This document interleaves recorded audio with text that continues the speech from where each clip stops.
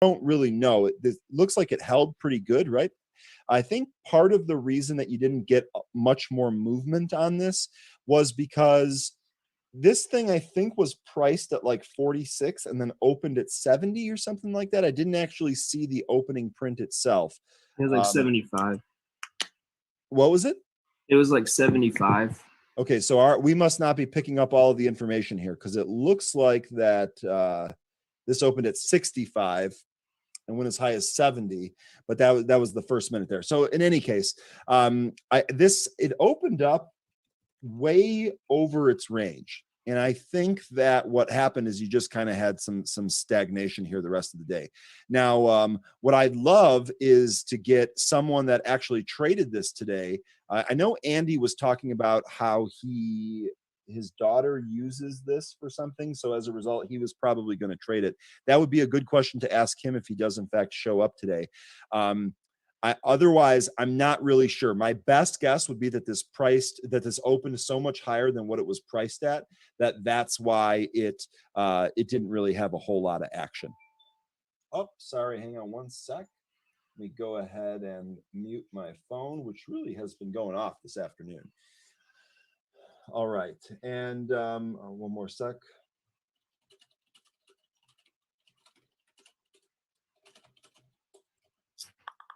Okay. Hey, I traded that, Ryan. Hopefully my daughter will let me talk. Nope, it doesn't look like she will. All right, give me about no minutes. problem. I'll come back. No problem. Take your time, my man. I appreciate it. Not trading it, but the drama. Okay, so GME. So Tim brought up GME. So I was actually this stock. I just don't get it. I really don't. I know we talked about this a lot yesterday. I mean, if we look at the daily chart here, this is one of the most ridiculous daily charts I've seen in a long time. Literally moving from 19 to nearly 500 to 40 to nearly 4. I mean, this is just crazy. I probably wouldn't have taken up trading if all of the stocks traded like this. I probably just wouldn't be very good at it. In any case, this is absolutely nuts. That's what I meant, 65, not 75. Okay, that's what I thought. That's what it looked like on the chart. This stock is absolutely nuts. So when we look at the action today, this morning I was busy doing a whole bunch of stuff, and then when I was on my webinar with Jonathan, I noticed that this was really starting to creep up. It was above 300, and I was like, this is wild, right? This is absolutely wild. I came back and I looked at it, and I saw this plunge. I mean, how are you supposed to trade this? I'd love to hear how anyone out there would attempt to trade this. I didn't trade it the last time, and it's because of stuff like this. Like, I'm not sure I'm going to be able to time this. I did see on Twitter that Madaz had one of the biggest trades of his entire career off of this bounce from a halt. He is the person that I credit with the washout long, halt, resume, and the opening washout long. When this thing got halted, it bounced like crazy. I'm trying to figure out where that was. I think that was probably right in here.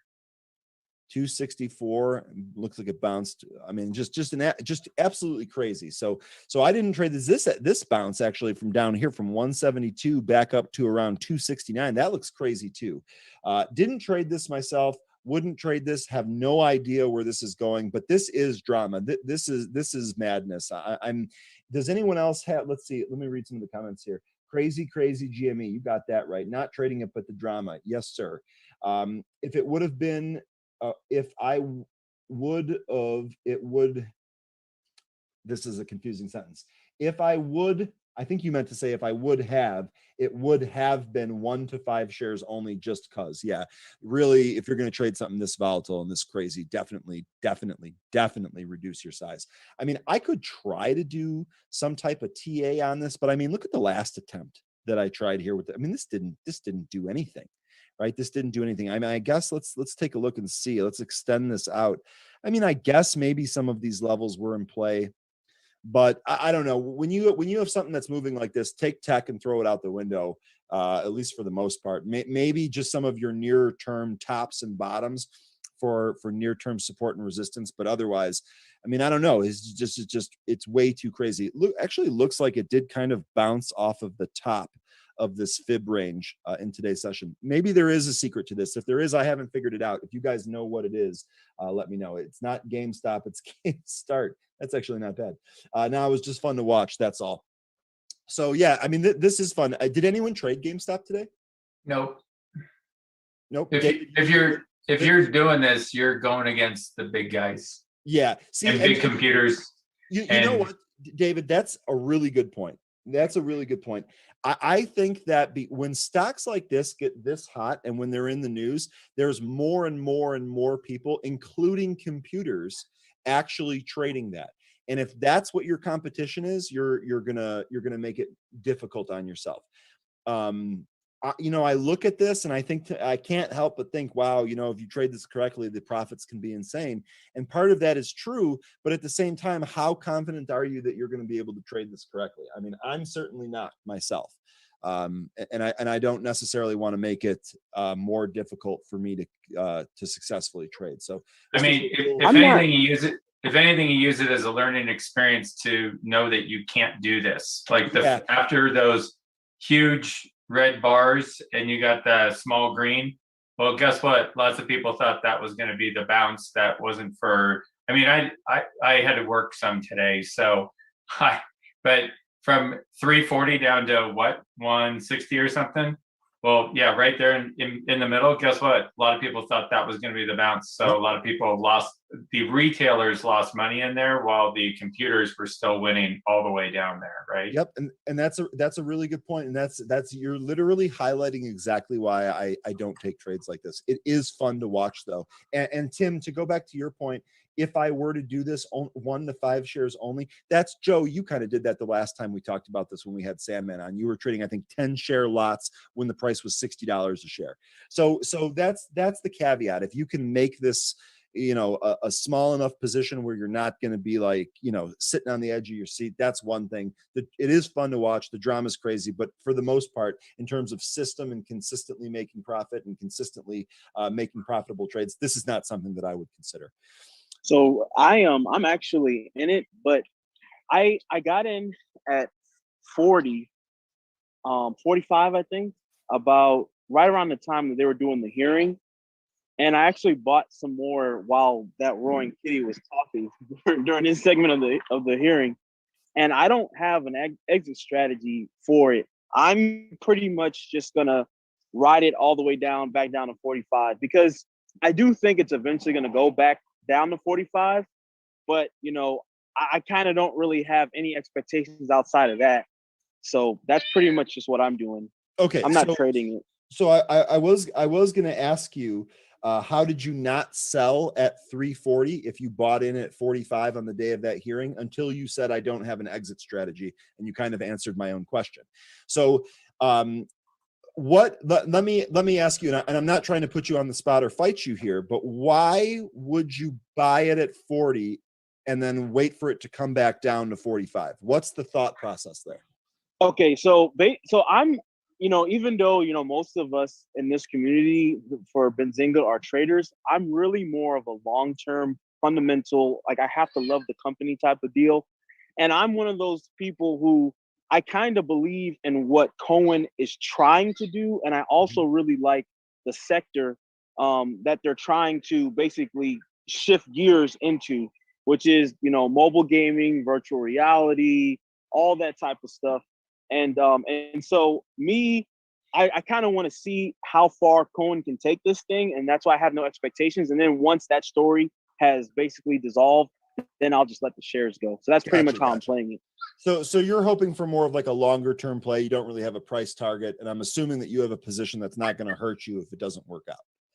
No. And I would love to get more at 45 if it goes back down in a short period of time, because I really do believe in what they're doing. They have a few people from Amazon, I think, and they also have a few people from Chewy. And so they're really trying to move towards that online e-commerce for video games. And I love anything that has to do with video games. I'm in a Roblox today. I got in at 63. I'm just gonna hold those. I'm not selling those, because I think that more and more people are playing video games, and I don't think people are gonna stop playing video games just because we're gonna start opening up. I think the opposite. I think people are gonna continue to play video games. I agree with you, and I think that there are some titles that are going to lure people in too. That's a conversation for another day. Okay, so you have more of like a long-term like fundamental play on this, which is totally fine. I will say that your conviction to your thesis is definitely stronger than mine. If you have a $45 cost basis and you didn't take profits at 340, that's some conviction right there that you should be proud of. To me, even if I was in for a particular thesis, I would have taken gains when they're that high. That's a monster. We'll see what happens. We'll keep watching it. I definitely want to see what the drama is, but I have no angle here. One of the other stocks that was mentioned, Eyes. Any thoughts? Let's go ahead and talk about Eyes real quick. David, we will get to some of the larger stocks here in a sec. All right, so this is Hadid's moneymaker. That's what I'm going to call Eyes from now on. That's how I'm going to remember it. So this is kind of what we were talking about before, right? So Andy was saying how not only could this thing either be 8 or 20, it can move around pretty crazy. So yesterday we covered your successful trade. We really had a huge movement, and today we're seeing that come back in. This is literally exactly it. Do I think that there's another run in store? I have no idea. I'm not sure if we're going to bounce here. I'm not sure if we're going to come all the way back down to low single digits, or are we going to stop at higher single digits? I mean, to me, these 4 candles here is not enough for me to really come up with a trade thesis or do any type of technical analysis that I feel good about. I want as much data as possible, and 4 daily price candles aren't going to give me that. When you zoom out here in the scheme of things, you can see what type of little blip this actually is. So I don't really know. I do like the idea of it not exposing yourself by trading the warrants. You're not as exposed by having long stock. I think that Hadid, I think that was a really great move. But in terms of what this is for the next trade, I have no idea. I'd want to see this base and hold and give me some more data to work with before I start performing analysis on it and then coming up with a trade around that. So, okay, so let me go through some of the conversation here. So, I don't want to pry, but why not take profit and reinvest? Video games globally a bigger industry than film and music combined. Yep. Then I think a lot of people, Joe, that's a really great stat. I think a lot of people overlook that. Things for the feedback. You may convince me to buy. Call me greedy. I have to wear it. Okay. All right. So Hiram was saying, what's the thought on the blockchain companies who are mining? Mara, SOS. Also not sure why Mara is so volatile. SOS, same industry, even cheaper. Now, I think one of the differences with Mara and with SOS, I think SOS has some outstanding accusations about it being fraudulent and not actually profitable. And I think that might be playing a role here. Joe, I know you've traded Mara quite a bit before. Are you still trading this? Not trading it. I just am holding some shares right now. Because like I said, when it gets up to a certain price, this becomes a little bit too pricey to trade all the time. I just don't want to, have that amount exposed. Do you have a target price for an exit here by chance? No, I'm holding it until and just to see where Bitcoin goes. Okay. Everybody's very bullish on it. If you're going to be in something, I'd like to be in Mara. People want to be in Riot. Other people want to be in BTC. So, just pick your target and stick with it if you want to ride the Bitcoin train. Yeah, no, I'm with you there. And like I said, I have a very similar approach. I just ride the coins instead of some of the stocks themselves. So here's SOS. Again, there have been multiple reports that this is fraudulent or that they're not actually making money. Technically, we're really kind of in no man's land here, right? I'm trading this against 439, but waiting for a break of 890. That's quite a big range there, and we're kind of in the middle of it. So I don't really have an angle here. I'm not sure why it's moving less than some of the other Bitcoin names. My best guess would be the pending accusations or whatever you want to call them. David, so I was wondering if Alice was on still. It sounded like I don't know. My first day or two, it sounded like she was tracking SOS. Yeah, Alice has been the SOS pro for me as well. She seems to also know quite a bit about what the company is actually doing. Would love to have her chime in. She is here. I don't know if she's going to be. I don't know if she's available. I know a lot of people are kind of managing this with their work, so I don't expect them to be on the spot. Alice, I usually day trade and swing trade Bitcoin stocks. Now I trade CAN. All right, so it looks like she's moved from, correct me if I'm wrong here, Alice, I don't want to speak for you. Have you moved from trading SOS to trading CAN? If that's the case, I mean, just looking at this chart, I think I like it a lot more. Today looked like kind of a rough day, but overall the trend here is pretty nice. Yes, so Alice, not trading SOS as much, David, trading more CAN now. So Alice, I'm going to run through SKLZ here, but we can always come back to CAN if you want to discuss it. I think that you mentioned this yesterday towards the end, and I might not have got it. So if that's the case, let me know. We can cover it today. David, you had asked Joe about ticker SKLZ, skills. You had said, Joe, do you have any thoughts on this? I'm looking at that right now. Initially, the first thing I see is, from a technical standpoint, you're kind of hitting some support levels here, and I just saw that they had a miss on their Q4 EPS, so that explains the red candle. That was a SPAC. That was a SPAC deal. This was a SPAC. Okay, yeah, I thought I had seen this before too. So I don't know too much on this though, but just looking at it right now, it looks like it's if there's good fundamentals or something that's going to drive it, it could bounce up. None of these are going to have fundamentals. It's a $9.5 billion valuation. I don't know. So I picked up 1,000 shares this morning just on a whim pre-market, which I know better than to do, except it worked for me yesterday with all the big guys, big names I did. So maybe I was feeling a little flush, but I picked it up just because Kathy Woods had accumulated it on a couple prior days. I also just missed getting in pre-market to DraftKings for the same reason. I missed that by 20 cents. Which then it had a nice run up to from anyway, I missed a nice DraftKings and I got took a little haircut on skills today. But anyway, Kathy Woods has been accumulating it. I think she's playing it. I mean, for what it's worth, you can say whatever you want about these different money managers. She's had, a nice run primarily because of Tesla, Square, Teladoc, but she's really going after, I think, which is a space I like, which I'm just mentioning it because whether you gamble or don't gamble, I don't, whether you are opposed to it ethically or morally or not, the bottom line is every state's going to legalize it. They all need the revenue. The society kind of doesn't care anymore. And so she's really going after gaming big time. You got to ask yourself, what's the barriers to entry for sports betting? Everyone's going to get into sports betting. So they are. Kathy Woods goes on it based on data mining. So apparently I believe she thinks that DraftKings has the best data mining, right? And it's probably the most pure play. All of the casinos have their partnerships with different platforms, but it's not just what they do. And then I think that skills, just based on both, I don't know that much about it, but just the top line on it is, it seems like it's allows any developer, any video game developer to develop a game and then allow everybody and anybody to bet or win, I guess, prizes with the game. That sounds like Roblox for adults.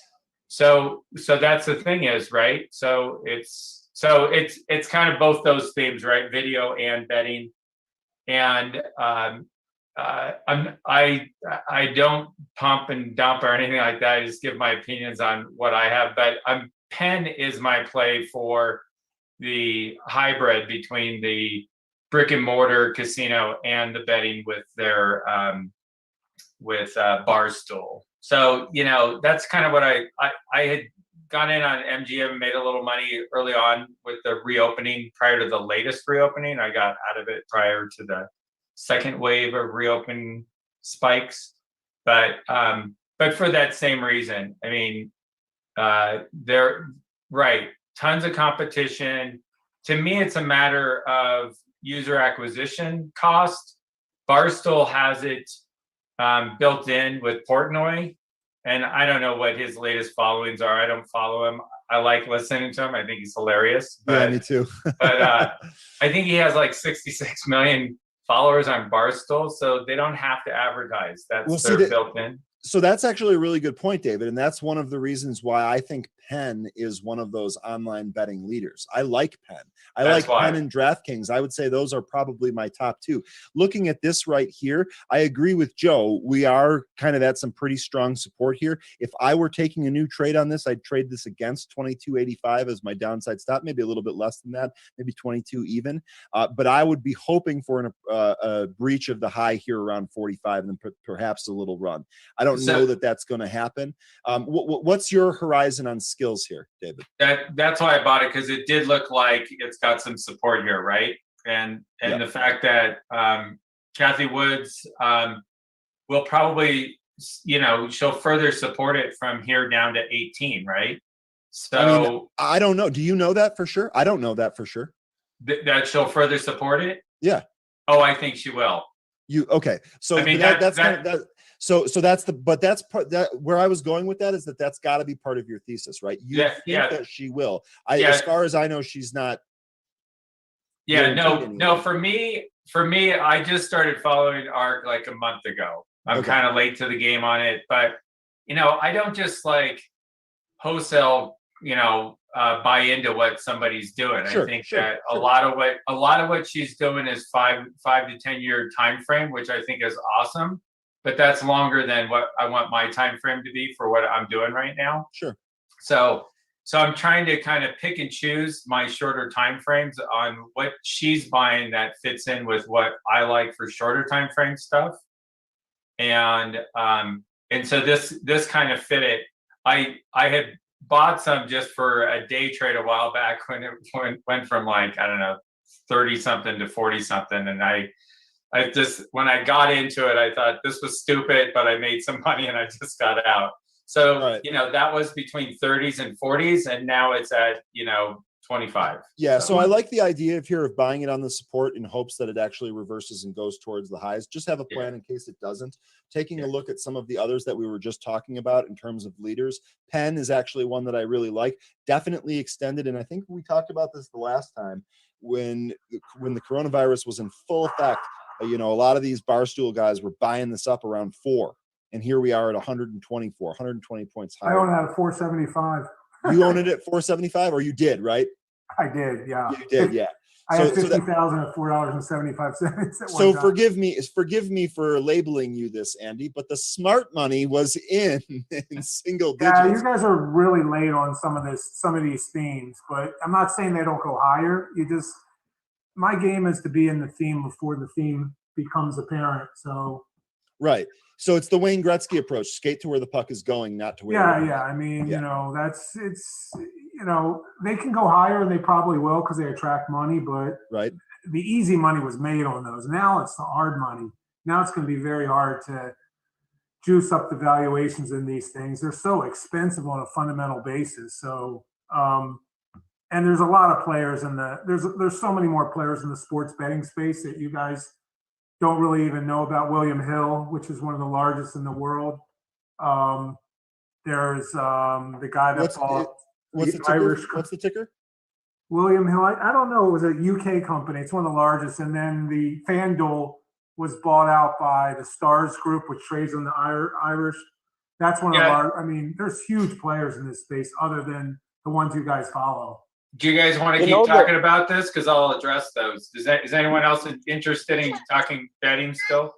Well, what I was going to say? The only thing about Penn is I think the float might not be that large, and the market cap is still kind of low. So it's really hard to say because Penn really moves. I've been playing options. I haven't done Penn a lot because the premiums aren't that inexpensive, but if you have a decent amount of capital, you can make some good money on options with Penn because that thing really moves.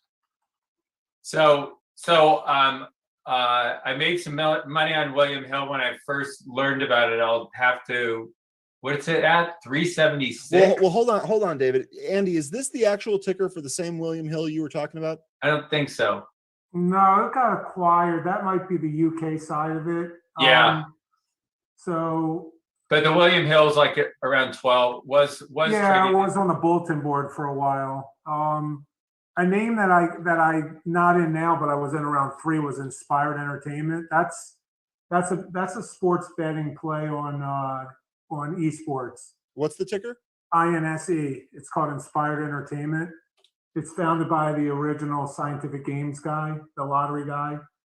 That could be interesting at some point. So here's my last thing from my side on the betting. Totally agree with Andy. Tons of competition. Obviously, you're going against all the biggest casinos, and then all kinds of stuff that you don't know about. Maybe William Hill, I found out about.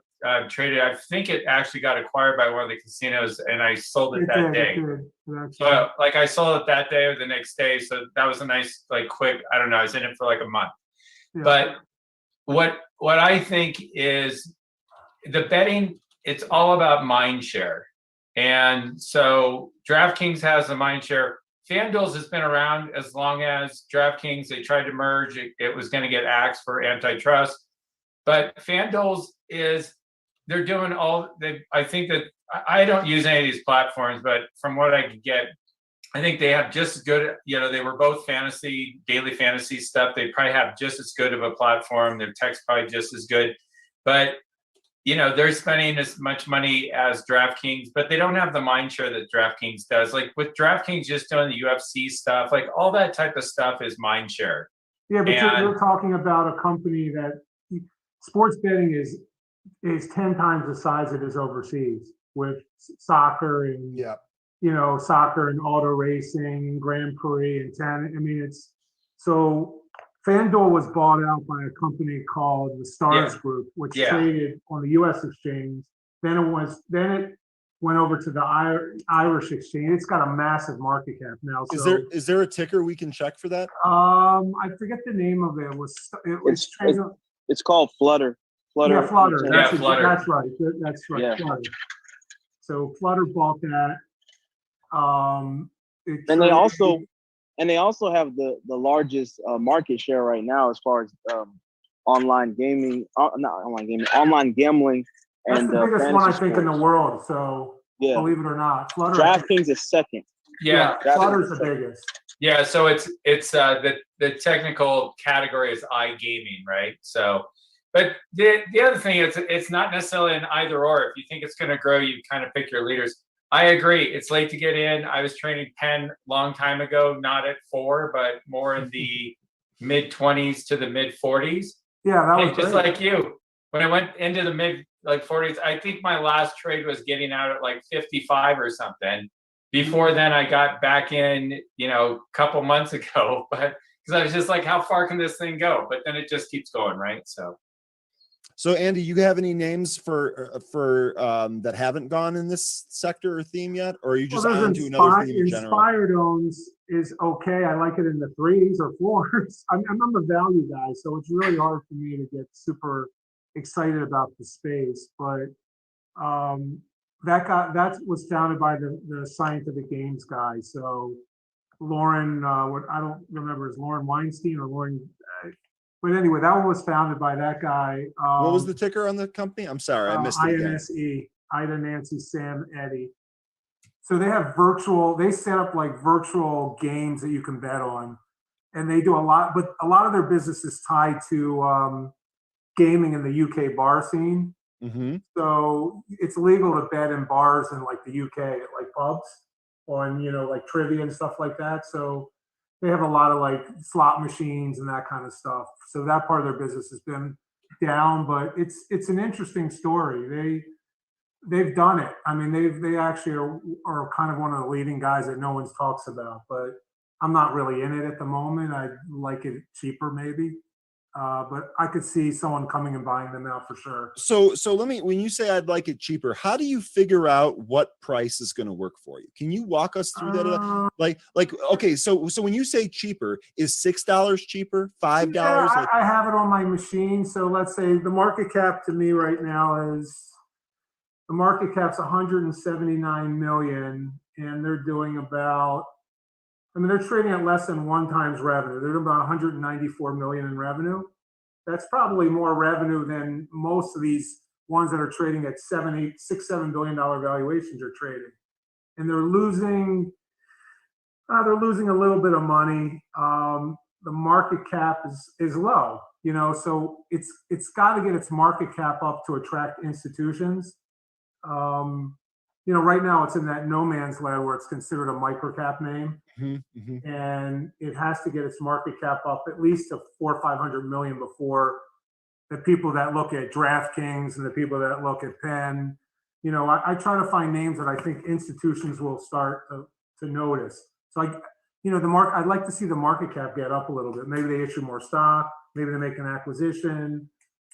It's in that no man's land right now, but I think they're doing some of the right things to become a decent stock in like a year.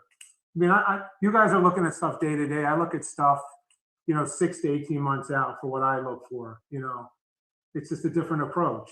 I mean, I do day trade some stuff. Yeah, I'll day trade. You know, I've been trading Walmart. I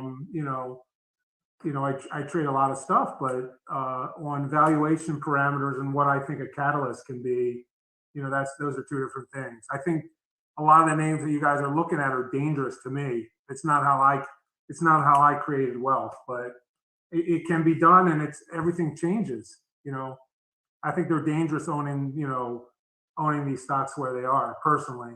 Yeah, no, I get it, and I appreciate that. You know, my whole commentary on Penn was that although I like it, it's too high. The price is literally too high. I wouldn't want to buy it up here. I'd want to see a significant. It still has, you know, they're hard because, you know, they own, you know, primary, a lot of their assets are racetracks, you know. So, you know, Penn Gaming owns, you know, had slot machines at racetracks. That was their revenue source. Now, what revenue source is that? Probably zero right now. So they had to transition completely into sports betting. So their core business was actually awful, and they had a lot of debt. So they did a smart thing. They actually bought Barstool. They bought the right guy. They jumped on the right horse, so to speak. A guy that's a great promoter, probably the best I've seen in a long time, Portnoy. And that was an unbelievable, you know, that was the smartest thing they did. If they didn't do that, I mean, their core business is, you know, not. We wouldn't be talking. We wouldn't be talking about it. It's all about Barstool and sports betting. But you know, they had slot machines at racetracks, Penn National, so Downs. I'm not going to make a pitch for Penn. I like it, but all of that now is going to go the other way in the reopening. Like nobody ever knew about Penn. All these Barstool Sports people didn't even know about Penn. They don't know. Yeah. I saw. I don't know if it was like last summer. I saw one of their casinos because I was still like, how far can this thing go? And you know, it was jam packed, and it's the new Planet Hollywood, right? Yeah. Anyway. Well, you know what though, because my thing is with them continuously opening up more and more states to online gambling, and with Portnoy, that's why it's funny when he got COVID. Penn went down, and I actually sold a large portion of my position when he got COVID because I was like, if he's not in the picture, I don't want anything to do with this stock. And then of course, you know, he was fine, and so I bought, you know, all of it back and then some. But I mean, as long as they keep opening up these states for online legal gambling, I think that Penn is going to continue to make a run. And you can play it with options. That's what I was saying earlier, because it moves so it has such volatility. You can make some decent money in options. And I've been when it spikes, I've been selling puts against it too. So I own the shares long, right? So I'm long the shares. But when it spikes, then I'll mean, I'm waiting for my Marches to expire here. I should have sold them when it just spiked like this a week ago, but whatever. I figured I'd let it play out. There's food for thought. Wouldn't you think in sports betting that the Charles Schwabs of the world and the Ameritrades and wouldn't they get into the sports betting space, considering they're used to processing large amounts of transactions? They already have your cash on hand to make a bet, so they know how much you can bet on a particular game. Wouldn't it make sense that you would see other organizations, financial institutions get in the sports betting space? So I think that hang on a sec, David. Hang on a sec, David. I'm going to take that one first. Yeah, I do think that would make sense, but here's one of the things that's holding it up. I don't think financial institutions and brokers want to be associated with gambling. Exactly. That's possible. I'm just saying it's kind of like why doesn't the NFL set up its own sports league betting, right? Because they can't. I mean, you know, as it becomes more mainstream, wouldn't you think that there's food for thought? I'm not saying it happens, but I'm 100% with Ryan. Yeah, but so Andy says on that point of, some type of institution that has an idea of your finances so they can kind of make this easier for you. I see where you're going with that. And I like the thought process. I think when it comes to like brokers and banks, there's like a fine line there that you don't really want to be associated with that. But I could also see some type of company coming along that being like, hey, we can be your bank where everything's going to be on the up and up, but we'll help you gamble too.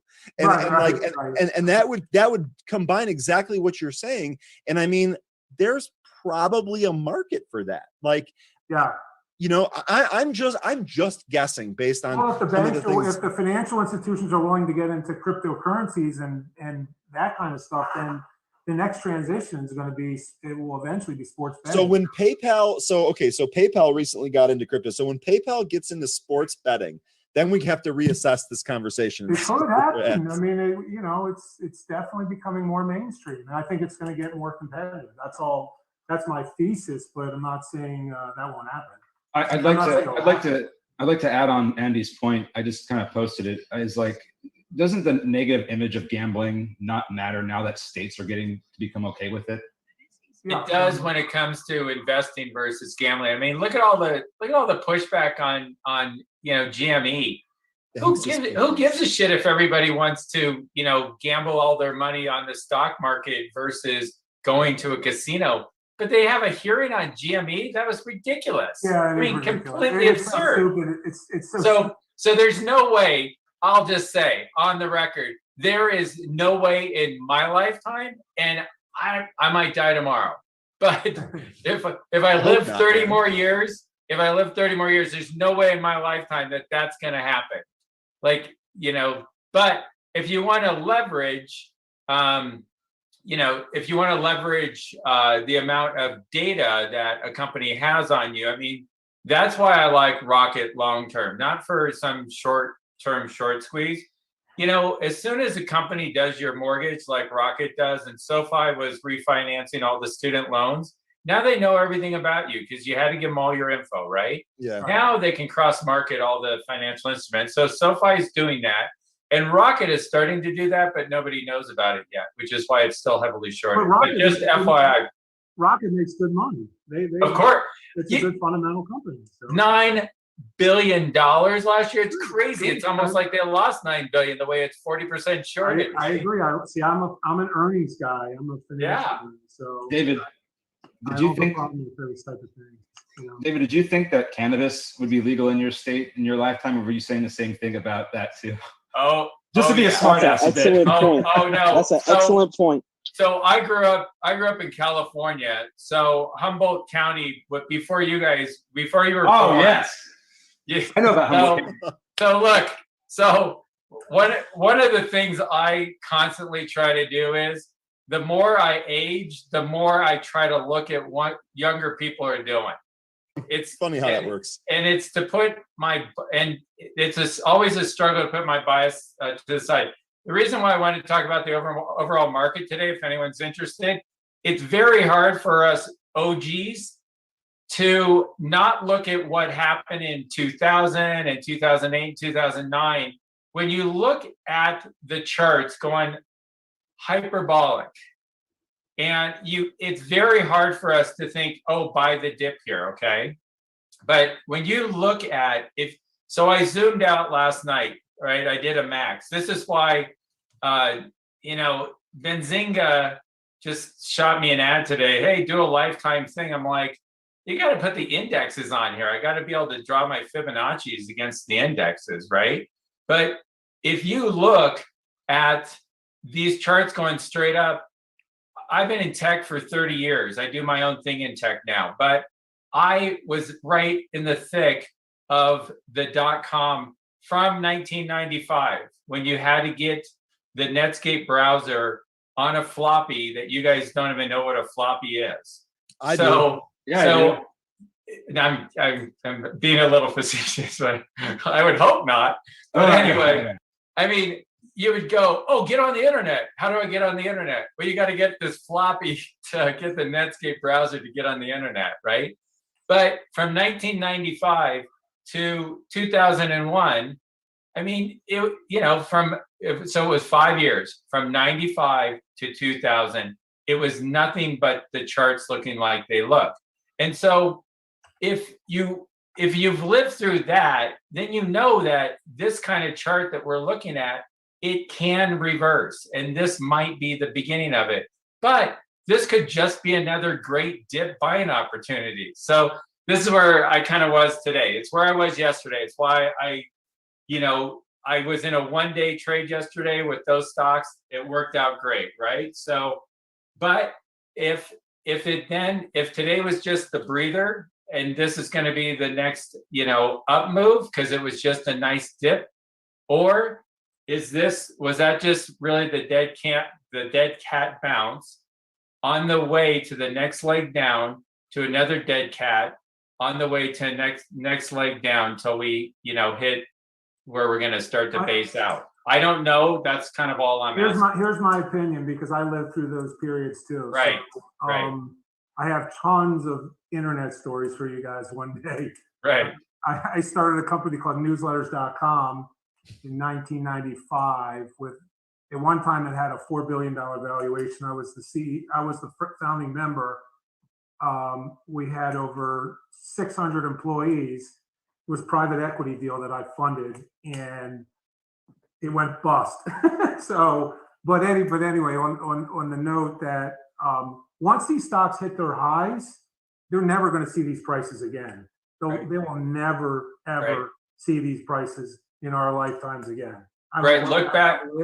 But once that happens, like in 2000, with a lot of those internet names, once they hit their highs, they never ever hit those prices again. Ever. Right. Look at Intel. Look at all these. Cisco, Intel, yeah. Ubid. I could give you hundreds of names because I was involved in all of them from 95 to 2000. So there you go. There's Intel. There's the tell of a chart. Look at Cisco's chart. There was. So hang on. So if we break 75.50, we could be off to the races here. I'm sorry, I had to. It was literally staring me in the face. I had to. So Cisco, definitely a better example of what you were talking about here. High of $81, currently at 48. I mean, it's never saw these prices again. Andy, were you short these on the way down by chance? No, I wasn't. I had clients at the time, and I published this. I wrote a letter to my clients in 2000 because I went to the Super Bowl because my team was in the Super Bowl, and I told all my clients sell everything in January of 2000, and it's one of the smartest things I ever did because the valuations to me were just crazy. I grew up in an environment where I was trained on valuations, so more of a Graham Dodd guy than anything. So when the valuations now are, some of them are astronomical, like things I've never seen in my life. And it doesn't say it won't continue, but at some point these stocks are going to put in highs and they're never going to see these prices again. And so I invest / trade with both of those, but I invest with valuations and I trade with momentum. Yeah, it's a great approach. I love that approach because I still do momentum investing. Don't get me wrong, but if you look at things like Mara and Riot, what revenues do they have? What's their business model? I haven't been in them. I look at them and I go, 5 million in revenue and they have $4 billion valuations. It doesn't, to me, I can't wrap my arms around it. It doesn't mean they can't have $8 billion valuations. It's just I haven't done most of the EVs, especially you look at NIO and Xpeng where Ryan, right? You can't believe the Chinese regardless. But then when you look and they have, I look at some of these and I think I'm like looking at the numbers incorrectly where you got like 4 billion of sales and 1.5 billion in losses. Yeah. So in the internet age, they would sell a bag of dog food, mail it to you, they'd lose $20 on the shipping, and it was sold on a price to sales, right? Yep. So, I mean, if I could sell $1 and lose a penny on every dollar and have billion-dollar valuations, man, like I wish I could do that too, like all these people are doing. Yeah, well, the money's easy. There's easy money floating around, so there's a lot of money sloshing around. When that, we have inflation. We should talk about, we have a lot of inflation coming on the market now. So that's kind of what I wanted to cover too, and maybe we don't do it today because but it's what I'd like to see is people's opinion on. Obviously, the numbers came out today where everyone calmed down a little bit on inflation, and the 10-year note had a decent bid on it. So whatever, but that's all short-lived. If anybody who knows anything about money supply, and I'm no expert, but when you are throwing trillions and people don't even understand what a billion is, and where you're throwing trillions, you're adding trillions of dollars into the economy.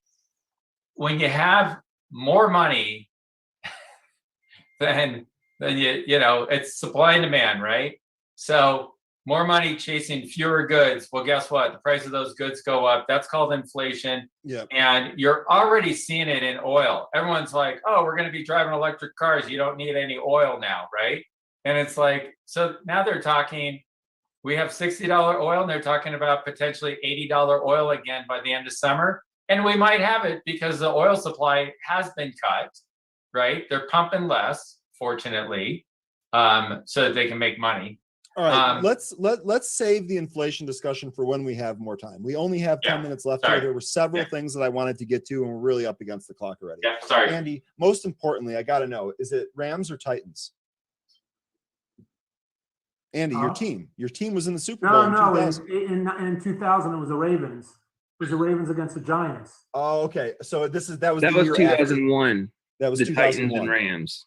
Yeah, when that touchdown didn't happen. Super Bowl tickets were going like $5,000 because the market was so hot, and that was very high back then. Now it's not so high, but so it was the Ravens. It was the Ravens. That's my gotcha. Team. Okay, so I actually picked the wrong Super Bowl. So that was the Super Bowl in 2001. Okay, awesome. I did have a question from one. I was actually emailed a question yesterday, Andy. Someone wanted to know if you could explain a little bit about SPACs and PIPE investors and how you actually find that info. And I think that this was generated off of when we were talking about going through the SEC filings. I think what this person's looking for is instead of the generalization, what are we actually looking for? Because some of those SEC filings can be really wordy and they don't necessarily understand everything that's being talked about. What are we looking for in those? Well, usually when a SPAC comes, you know, how many shares that they bring out is the market cap and what they can buy. So what these SPACs have been doing is they've been buying things for more than the valuation of what they have in the actual SPAC. So let's say the SPAC raised $1 billion and then they go out and they buy something at $2 billion. So then they got to go out and do a PIPE to make up the difference, you know, to come up with the additional money to buy the actual company that they're trying to buy. So you don't know what the PIPE will be done at. Typically, you know, like I've been offered to be in a sponsor of a SPAC, or, you know, they're back before all these SPACs came public, there were like 4 SPAC firms. There was Chardon, there was Early Bird, there was like 4 or 5 like guys that would bring out SPACs. And most of them didn't bring, they were like 10 million share offerings. They weren't like huge offerings. So now they're bringing out huge deals. Like you see all these big guys are bringing out billion-dollar offerings. Gorez Brothers, the Altimer guy that was on TV today, Brad Gerstner. He's, you've got Pershing Square. You've got that guy doing a big one. So, that's Ackman, right? Yeah, Ackman's doing a multi-billion-dollar one. You have Churchill's got. I mean, there's so many of them. It's like, but most of them now are going to require pipes to be done to finish these deals. So that's why I think the SPACs are struggling so hard. Even the ones that haven't done deals now, they've all traded back to $10. Most of them, 10, 25 units. There's no reason to buy one of those pre-deal right now, because most of them are going to end up doing a pipe. The sponsors own this. The sponsors pretty much own the deals at $1 to $2, and then they backstop it, and they'll do the pipe at, let's say, 7. So blended, they'll be in at 5. And so I think the retail guys finally got smart about that. And so is there no way to figure this out? No, it's very difficult. I mean, I get a call. I have friends at different SPAC places. So I knew that CCIV was going to do a deal. I knew they were going to do a deal at like 15. I didn't short it because I didn't want to get, I didn't want to get involved with that. So how did you know that then? I guess the investment bankers, they talk amongst each other. Gotcha, There's a small group of guys. They all do the same stuff. I've known these guys for 25, 30 years in various capacities. So most of these deals are, some guys like the Gorez brothers out of LA, they do like okay deals. They're not super exciting, but they're okay deals. They'll buy like reasonable valuation. These guys that are going out and buying these helicopter companies and these anybody smart now is waiting to, any smart SPAC guy now is going to wait for the valuations to come down before they buy something. So I think you're going to see the deals are going to take a lot longer now to happen because, it's, I don't want to play the SPAC game right now. I mean, I think the game to play eventually is to buy all these warrants at 25 cents when they split up the SPAC unit, and you just sit in the 25-cent warrant for a year or 2 years, you'll make money. Like, so basically then if I'm gathering this correctly, you think the SPAC craze for the most part is behind us. The easy money is behind us. I do. And what you're waiting for is some of these companies to really, really come in and price such that the warrants are so cheap, they're about a quarter. Yeah, when the unit, so, now the units, well, the new SPAC deals, the warrant deals were so bad. It used to be 1 for 2 and you get a share. Now it's like 1 for 5. So they completely screwed the warrant guys. So those deals aren't as exciting as they once were. So you got to look for the deals like, like there's a deal called TDAC, which is kind of interesting. I wouldn't pay up for it yet, but that is a deal that's going to buy lottery.com. They have a warrant that's 1 for 1. So it's TDACW. So that's a 1 for 1 warrant. So that to me will be interesting at some point, Interesting. So that's one of the only 1 for 1 warrants, 1 share to buy 1 common at $11.50, not 2 for 1.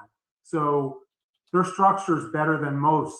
So I look for the best structures I can find. And when you say that, when you look for the structure, where do you actually find that information? You got to go to the filings, go to the SEC filings. And so what in the filing is going to tell you that? Like, does it literally say that? It's spelled out in the prospectus when they came public. Okay. So it will say, every warrant entitles you to buy 1 share at $11.50, or each warrant enables you to buy, a half a share at $11.50, or a third of a share. So it's all spelled out in the filings. The companies that are set up in the most attractive way, according to those filings, are the ones that you're looking at. Yes. Okay. So I've researched probably 300 of these. So okay. It's I have friends that research these, and like AGCB. This one is that the guy that was on TV today that did Roblox. Mm-hmm. So this is Altimer. Okay, so this is like one of the top guys in the industry. Yeah. Brad Gerstner. Yeah. So Brad, he has no warrants in his deal. This is a straight equity deal. If you're patient on this, you'll make money on this. It's just going to take a while. I mean, I'm not buying it, but this guy will put a hot deal. This will be a game changer idea in this SPAC at some point. At some point, I don't know what he's going to buy, but this is the guy that's responsible for roadblocks, for Snowflake, he will find something good. And he's a smart guy. So this isn't a bad one. I would kind of just wait for AGCB to get closer to 10. At 10, I'll be all over that one, because that's cash value at 10. So if I don't like the deal, I'll just get $10 for it. What was the ticker again? I'm sorry. AGCB. AGCB. Yeah, this is the hottest guy in the industry right now, Brad Gerstner. So everyone totally agree. He's like one of the top guys, right? But everyone has to be careful here. I just pulled up Snowflake because I didn't trade it, haven't been in it. I'm watching it because it's the latest, greatest, blah, blah, blah, since sliced bread.